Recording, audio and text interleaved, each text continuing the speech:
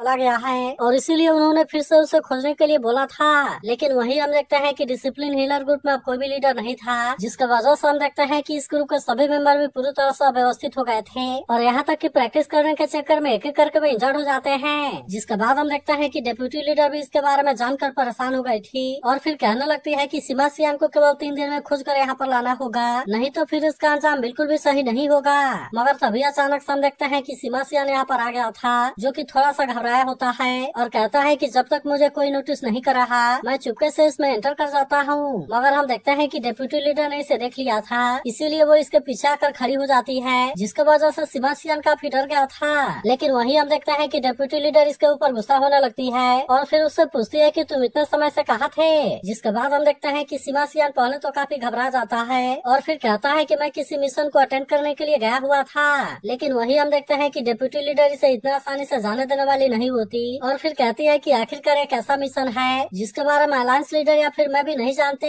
जिसके बाद हम देखते हैं कि सीमा सियान फिर से बहाना बनाने की कोशिश करता है, लेकिन जब उससे समझ में नहीं आता तो वो अपने पास के किसी नोट को देखने लगता है और फिर कहता है कि मैं तो वांसु पास के मिशन को सपोर्ट कर रहा था। मगर तभी हम देखते हैं कि डेप्यूटी लीडर ने भी इसे देख लिया था, इसीलिए वो इस बात से इसके ऊपर और ज्यादा गुस्सा हो जाती है और फिर हम देखते हैं कि वो इसे लेने के लिए कोशिश करती है। जिसके बाद डेप्यूटी लीडर कहने लगती है कि आखिरकार तुम क्या छुपा रहे हो और फिर हम देखते हैं कि वो इसे लेने के लिए कोशिश करती है। लेकिन तभी इसी वक्त हम देखते हैं कि डिसिप्लिन हीलर ग्रुप के बाकी मेंबर भी यहाँ पर आ जाते हैं और फिर हम देखते हैं कि वो तुरंत इसे अपना साथ लेकर चले जाते हैं ताकि वे इसके साथ में प्रैक्टिस कर सके। जिसके बाद हम देखते हैं कि डेप्यूटी लीडर भी इस बात से काफी हैरान हो जाती है और कहती है कि इस आदमी के तो काफी फैन हो गए हैं। वही उधर हम देखते हैं कि सीमा सियान अपने पावर को दिखाने के लिए पिलर के ऊपर अटैक करता है, जो कि इसके केवल एक ही अटैक में टूट गया था। इसीलिए सीमा सियान कहने लगता है कि ये तो इतना आसानी से टूट गया, लेकिन आखिरकार इसके बाद भी यह चीज इतनी एक्साइटिंग क्यों नहीं है। मगर तभी अचानक से हम देखते हैं कि सभी मेंबर इसके तरफ आने लगते हैं, जिसे देखते ही सीमा सियान की हालत पूरी तरह से खराब हो गई थी और उसे भी समझ में नहीं आ रहा था कि वे सभी अचानक से इसके तरफ क्यों आने लगे। फिर वो कहता है कि क्या उनको इसके बारे में पता चल गया, जिसके वजह से वे मेरे ऊपर अटैक करने के लिए आ रहे हैं। लेकिन तभी उसे पता चलता है कि वे सभी असल में इसके ऊपर अटैक करने के लिए नहीं आ रहे थे और फिर वे कहने लगता है कि हमारे लीडर की एबिलिटी तो इम्प्रूव हो गई और हमारे लीडर तो पहले से भी और ज्यादा पावरफुल हो गए। अब इसीलिए हम देखते हैं कि वे सभी इस बात से काफी एक्साइटेड हो जाते हैं और कहने लगता है कि हमें आपसे सीखने की बहुत ज्यादा जरूरत है। इसके बाद हम देखते हैं कि वे सभी इसके सामने घुटने भी टेक देते हैं और कहते हैं कि मास्टर आप हमें बॉक्सिंग करना सिखाइए। जिसके बाद हम देखते हैं कि सीमा सियान पहले तो इस बात से काफी हैरान होता है, लेकिन फिर हम देखते हैं कि वो भी इसके लिए रेडी हो गया था और फिर कहता है कि तुमने तो अभी मेरी असली पावर देखी ही नहीं। और अब इतनी बात कहने के बाद हम देखते हैं कि वो अपने पावर को एक्टिवेट कर लेता है, जिससे देख पता चलता है कि असल में सीमा सियान नहीं बल्कि गार्डियन है। इसके बाद हम देखते हैं कि सीमा सियान अपने पावर को एक्टिवेट कर लेता है और इसका यूज करके वो अटैक करने के लिए रेडी हो गया था, जिसे देखते ही सभी इस बात से काफी हैरान होते हैं। लेकिन तभी हम देखते हैं कि सीमा सियान ने अपने पावर का यूज करके अटैक कर दिया था, जो कि सच में बहुत ज्यादा पावरफुल होती है। लेकिन वही हम देखते हैं कि सभी मेंबर इसके लिए काफी एक्साइटेड हो जाते हैं, इसीलिए वे अब अपने आप को नहीं रोक पाते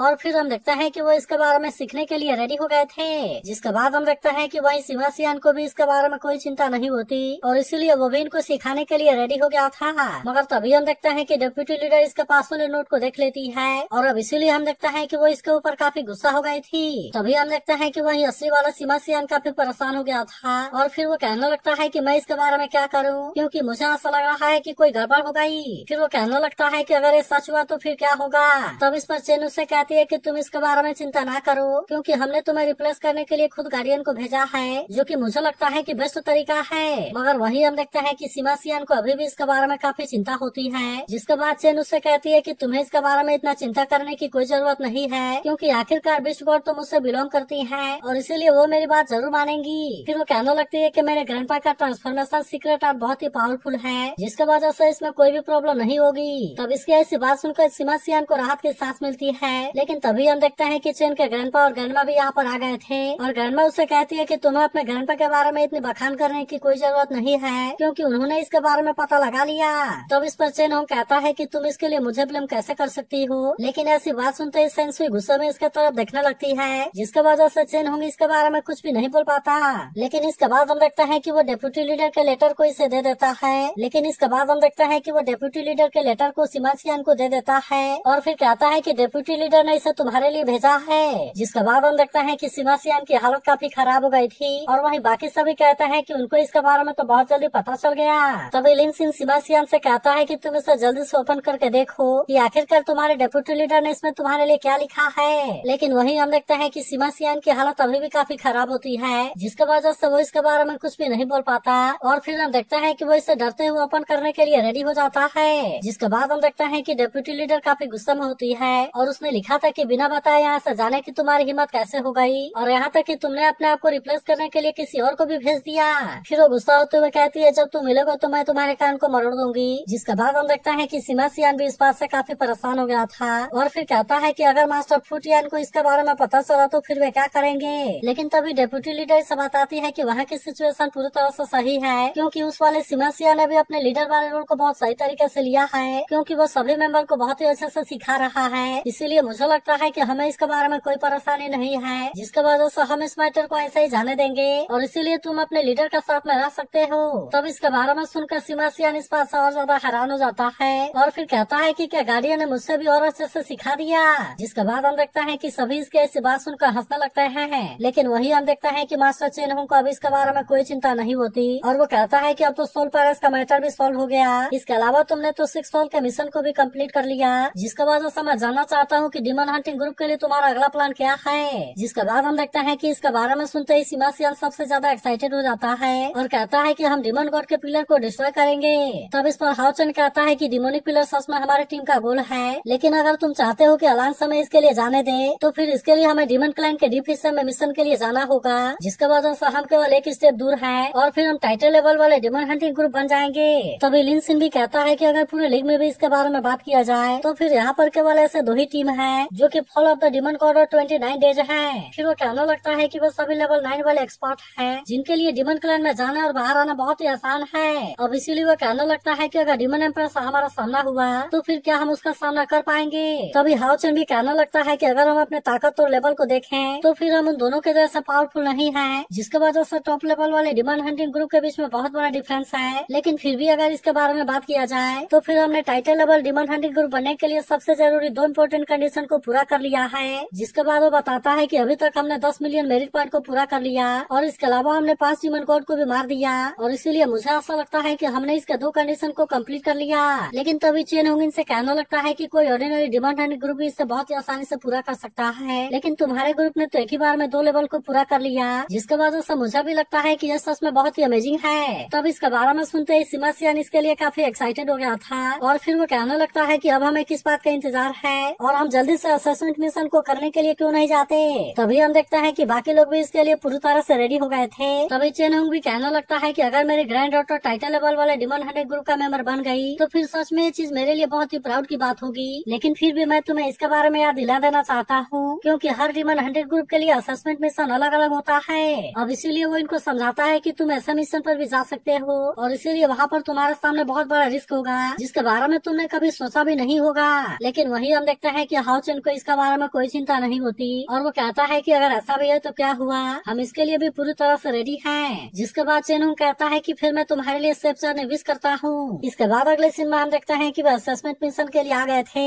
लेकिन वहाँ पर इनको इसके लिए मना कर दिया जाता है। जिसके बाद हम देखते हैं कि चेन इस बात से काफी गुस्सा हो जाती है और फिर कहती है कि हमें इसके लिए अलाउ क्यों नहीं है। तब इसके बारे में सुनकर सभी बात करने लगता है कि टाइटल लेवल वाले डिमन हंटिंग ग्रुप बनना चाहते हैं, लेकिन ऐसा लगता है कि इसके लिए वे सभी काफी यंग हैं। लेकिन क्या इसके बाद भी वे टाइटल लेवल वाले डिमन हंटिंग ग्रुप के लिए टेस्ट देना चाहते हैं। मगर तभी हम देखते हैं कि हाओचन इनको शांत करा देता है और फिर वो बात करने के लिए खुद सामने आता है, जहाँ वो कहता है कि हमने तो असेसमेंट के लिए सभी क्राइटेरिया को पार कर लिया। जिसके बाद वो आदमी से कहता है कि तुम अपने इन्फॉर्मेशन रेट को फिर से चेक करो, क्योंकि तुम्हें से केवल 2 लोग लेवल 8 में और बाकी 5 लोग लेवल 7 में हैं, जिसकी वजह से तुम्हें से कोई भी लेवल 9 में नहीं है और इसीलिए हम तुम्हें असेसमेंट मिशन को स्टार्ट नहीं करने दे सकते। मगर अभी भी हम देखते हैं कि लिनसिन इसके लिए मानने वाला नहीं होता और फिर कहता है कि अगर टाइटल लेवल वाले डिमन हंटिंग ग्रुप के रिक्वायरमेंट के बारे में बात किया जाए तो फिर इसमें लेवल वाली तो कोई भी बात नहीं है। तब इस पर वो आदमी से कहता है कि डिमन हंटिंग ग्रुप हमारे अलायंस का बैकबोन है और इसके अलावा तुम तो हमारे लिए सबसे स्पेशल हो, जिसकी वजह से हम तुम्हें किसी भी रिस्क में नहीं डालना चाहते। मगर तभी इसी वक्त हम देखते हैं कि मास्टर यांग भी यहाँ पर आ जाते हैं और कहते हैं कि तुम्हें इसके बारे में आर्ग्यू करने की कोई जरूरत नहीं है। तब इनको यहाँ पर देखते ही सभी इनके सामने ग्रीट करने लगते हैं, जबकि वहीं हम देखते हैं कि हाओचन भी काफी हैरान हो गया था और उन्होंने कहा था कि तुम अभी बहुत यंग हो, लेकिन अगर इसके बाद भी तुम टाइटल लेवल वाले असेसमेंट को शुरू करना चाहते हो तो फिर इसके लिए सबसे पहले तुम्हें मेरे टेस्ट को पास करके दिखाना होगा।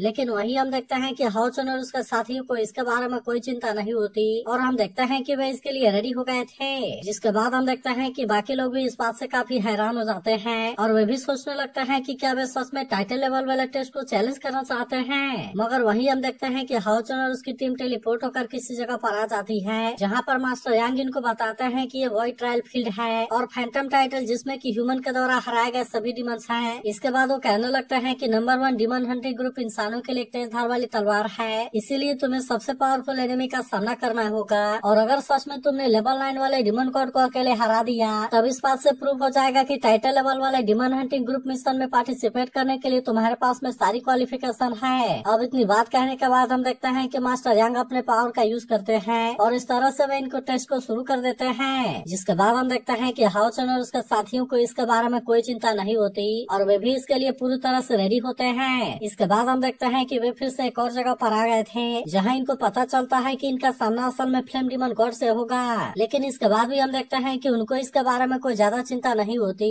और तभी शायर कहने लगती है कि ये तो वही है जिसने की एक्सर्सिज्म पास पर अटैक किया था, लेकिन उसमें कैवेलरी नंबर 1 बहुत बुरे तरीके से इंजर्ड हो गया था जिसके वजह से वे इसका सामना करने के लिए कुछ भी नहीं कर पाए थे। और तभी हाओचन कहने लगता है कि उसमें सुंज भी बहुत बुरे तरीके से इंजर्ड हो गया था। लेकिन इसके बाद हम देखते हैं कि वे इसका सामना करने के लिए पूरी तरह से रेडी हो जाते हैं और हाओचन कहता है मैंने ऐसा उम्मीद नहीं किया था कि हम किसी दिन फिर से इसे चैलेंज कर पाएंगे। लेकिन तभी हम देखते हैं कि फ्लेम डिमन अपने पावर को एक्टिवेट कर लेता है और अब इस तरह से इन पर अटैक करने के लिए रेडी हो गया था। लेकिन इसके बाद भी हम देखते हैं कि हाओचन और उसका साथी अपने आप को इसके अटैक से बचा लेते हैं और हाओचन कहने लगता है कि यह असल में एक लेवल 9 वाला डिमन गॉड है जिसका फील्ड बहुत ही स्पेशल है, इसीलिए इसकी combat power snake demon god से भी बहुत ज्यादा है जिसके वजह से हम सबको एक साथ मिलकर इसके ऊपर अटैक करना होगा। तब इसके ऐसी बात सुनकर सभी इसकी बात मानने के लिए रेडी हो गए थे जहाँ हम देखते हैं कि शायर भी अपने डेथ गॉड वाले पावर को एक्टिवेट कर लेती है और अब इस तरह से वह भी फ्लेम डिमन पर अटैक करने के लिए रेडी हो गई थी। लेकिन वही हम देखते हैं कि फ्लेम डिमन गॉड भी इतना आसानी से हार मानने वाला नहीं होता और इसीलिए उसने भी अपने पावर को एक्टिवेट कर लिया था।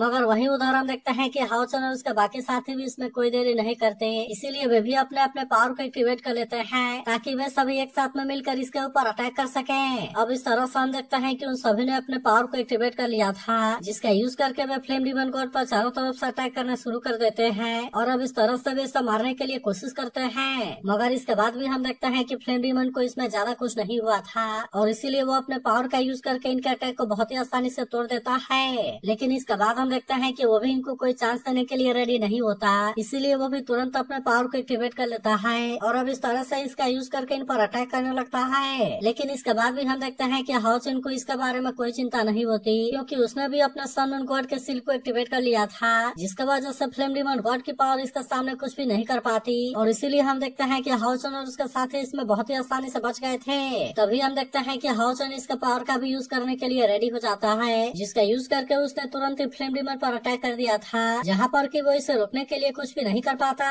जिसके बाद हम देखते हैं कि हाओचन और उसका साथी इस बात से काफी खुश होने लगते हैं क्योंकि इनको ऐसा लगता है कि उन्होंने फ्लेम डिमन गॉड को हरा दिया और फिर वे कहने लगता है कि हम तो इसमें कामयाब हो गए। तभी सीमा सियान भी कहने लगता है कि ये तो उतना स्ट्रॉन्ग नहीं था, मगर तभी हमें पता चलता है कि फ्लेम डिमन अभी भी जिंदा है और फिर वो हंसते हुए कहता है मुझे लगता है कि मैंने तो अंडर एस्टिमेट कर दिया और अब इस तरह से हम देखते हैं कि वो अपने फ्लेम शॉट का यूज करके इन पर अटैक करने लगता है। लेकिन फिर भी हम देखते हैं कि हाओचन और उसके साथी अपने आप को बचा लेते हैं जिसके बाद फ्लेम डिमन गॉड कहता है कि अब तुम यहाँ पर कुछ भी नहीं कर सकते और अब इसीलिए तुम यहाँ पर मरने के लिए रेडी हो जाओ। लेकिन इसके बाद भी हम देखते हैं कि हाओचन इतना आसानी से हार मानने वाला नहीं होता, इसीलिए वो अपने पावर का यूज करके इसके अटैक को रोकने लगता है। जबकि वही हम देखते हैं कि उसके बाकी साथी फ्लेम डिमन के ऐसे पावर के सामने कुछ भी नहीं कर पाते। तभी हम देखते हैं कि हाओचन ने फ्लेम डिमन का अटैक को रोक लिया था, इसीलिए वो कहने लगता है कि तुमने तो अपने सील का यूज करके मेरे अटैक को बहुत ही आसानी से रोक लिया और इसीलिए ये सील तो सच में बहुत ही इंटरेस्टिंग है। मगर तभी हम देखते हैं कि फ्लेम डिमन ने अपने बहुत सारे कॉपी को बाहर निकाल लिया था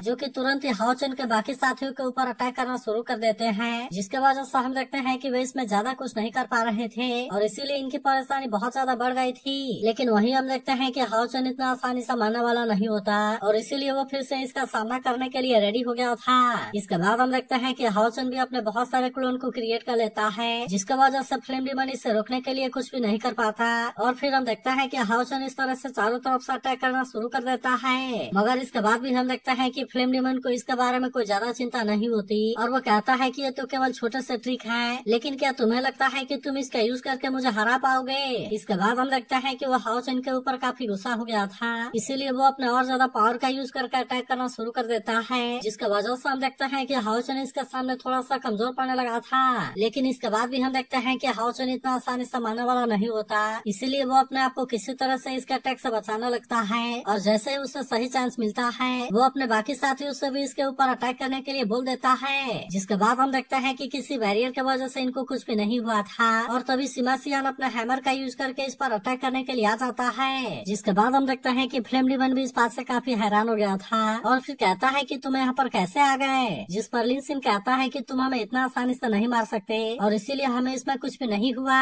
लेकिन इसके बाद हम देखते हैं कि वे इससे बचने के लिए कोई चांस नहीं देना चाहते थे, इसीलिए वे सभी तुरंत ही अपने अपने पावर को एक्टिवेट करना शुरू कर देते हैं। और अब इस तरह से हम देखते हैं कि वे फिर से एक साथ में मिलकर इसके ऊपर अटैक करते हैं। लेकिन वहीं हम देखते हैं कि फ्लेम डिमन भी इतना आसानी से हार मानने वाला नहीं होता और इसीलिए वो भी अपने पावर का यूज करके इनके अटैक को रोकने लगता है। तभी हम देखते हैं कि हानि भी अपने ऑरोरा स्वॉर्ड का यूज करने लगता है, जबकि वहीं उधर से चेन भी अपने पावर का यूज करके इस पर अटैक करने लगती है। अब इसका वजह से हम देखते हैं कि फ्लेम डिमन इनके बीच में बहुत बुरे तरीके से फंस गया था और वो इनके सामने अब ज्यादा कुछ नहीं कर पा रहा था। जिसके बाद हम देखते हैं कि सार भी अपने डेथ कोड वाले पावर को एक्टिवेट कर लेती है और अब इस तरह से इसका यूज करके उसने अटैक कर दिया था। लेकिन इसके बाद भी हम देखते हैं कि फ्लेम डिमन इसके पावर का सामना करने के लिए रेडी हो गया था, जिसका वजह से सार की पावर इसके सामने कुछ भी नहीं कर पाती। लेकिन वहीं उधर हाओ चेन भी इतना आसानी से मारने वाला नहीं होता, क्योंकि अगर उन्होंने इसे नहीं हारा तो वो इसमें पास नहीं होंगे। जिसके बाद हम देखते हैं कि वो अपने टियानिंग वाले पावर का यूज करने के लिए रेडी हो जाता है और इस तरह से अपने इस पावर का यूज करके फ्लेम डिमन पर अटैक कर देता है। लेकिन इस बार हम देखते हैं कि फ्लेम डिमन इसके ऐसे पावर को रोकने के लिए ज्यादा कुछ नहीं कर पाता, इसीलिए वो इस बात से काफी हैरान हो जाता है और कहता है कि ये कैसे पॉसिबल है। मगर वही हम देखते हैं कि हाओ चेन और उसके साथी इसे कोई चांस देने वाले नहीं होते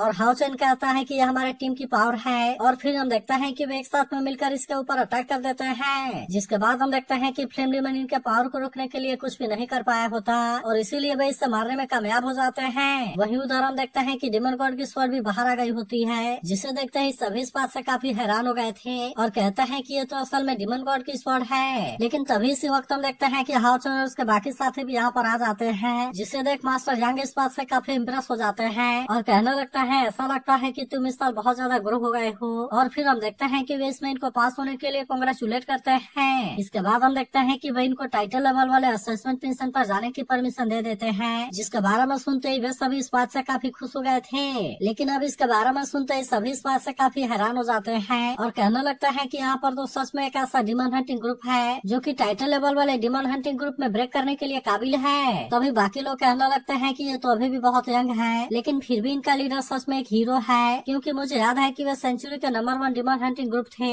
लेकिन मैंने ऐसा उम्मीद नहीं किया था कि वे इतना ज्यादा पावरफुल हैं। तभी इसी बीच हम देखते हैं कि इनको टाइटल लेवल वाला असेसमेंट पे मिलने के लिए रेडी हो जाता है और अब इस तरह से इनको इसके लोकेशन के बारे में भी पता चलने वाला था। वही उधर हम देखते हैं कि मास्टर हान भी इस बात से काफी हैरान होते हैं और कहते हैं कि मैंने भी ऐसा उम्मीद नहीं किया था कि वे इतना ग्रो हो गए हैं। लेकिन इसके बाद हम देखते हैं कि वे इन पर काफी प्राउड फील करने लगते हैं और फिर कहते हैं कि इनका फ्यूचर बहुत ही ब्राइट होगा। लेकिन तभी हम देखते हैं कि मास्टर यांग भी यहीं पर होते हैं और फिर कहते हैं कि डिमन और इंसानों के बीच में हजारों साल से जो फाइट होती आ रही है, ऐसा लगता है कि वो इस पर खत्म हो जाएगी। वहीं उधर हम देखते हैं कि यांग वेंजाओ की टीम भी कहीं पर गई होती है, जहाँ पर इनको पता चलता है कि किसी डिमन हंटिंग ग्रुप ने टाइटल लेवल वाले असेसमेंट मिशन को शुरू कर दिया है। जिसके बाद हम देखते हैं कि वे सभी इस बात से काफी हैरान हो गए होते हैं। लेकिन तभी एक असेसिन कहने लगता है कि ये जरूरी हमारा एलिस सिस्टर। लेकिन तभी यांग वेंजाओ कहता है कि हम इसमें ज्यादा पीछे नहीं रह सकते और इसीलिए हमें अपने मिशन को कंटिन्यू करना होगा। जिसके बाद हम देखते हैं कि उसके बाकी साथी भी इसकी बात मानने के लिए रेडी हो गए थे। वही उदाहरण देखते हैं कि एक और डिमन हंटिंग ग्रुप ने डिमन के ऊपर अटैक कर दिया था, जहाँ पर डिमन अपनी जान बचाकर भागने के लिए कोशिश करते हैं। लेकिन तभी हम देखते हैं कि एक सीनियर आकर इसे मार देता है। मगर तभी हम देखते हैं कि इनको भी टाइटल लेवल वाले असेसमेंट मिशन को शुरू करने की इन्फॉर्मेशन मिलती है, जिसके बारे में सुनकर वो सीनियर कहता है कि कुछ जूनियर ने टाइटल लेवल वाले डिमन हंटिंग ग्रुप असेसमेंट को शुरू कर दिया।